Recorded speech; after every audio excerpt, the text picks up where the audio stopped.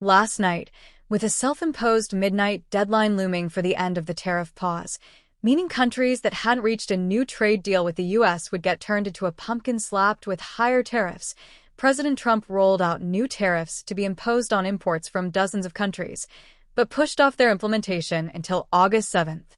Trump signed an order listing duty rates for various countries' imports ranging from 10% to 41%. It also said countries not included in the order would face a 10% tariff.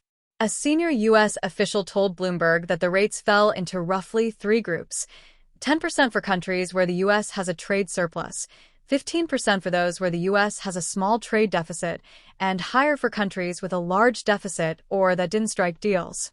For countries that did make deals, including Japan, Britain, the EU, Indonesia, and South Korea, the order appears to reflect the tariffs that were agreed to, even though the details are still being worked out. Trump said he would raise tariffs on Canada to 35% from 25%, but that this would exclude any goods covered by the trade deal he brokered with Canada and Mexico during his first term.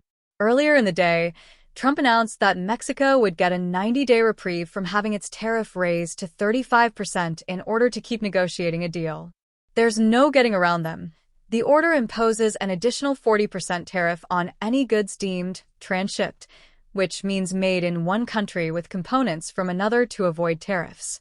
China, one of the biggest targets of the trade war, is on a different negotiation schedule, with a pause that isn't up until August 12th and may be further extended.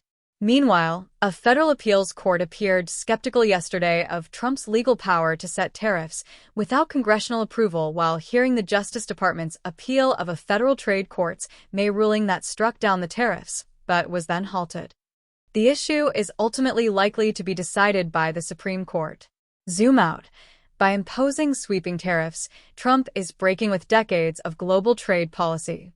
So far, U.S. markets have taken tariff uncertainty in stride, but economists expect it'll slow economic growth and stoke inflation later this year.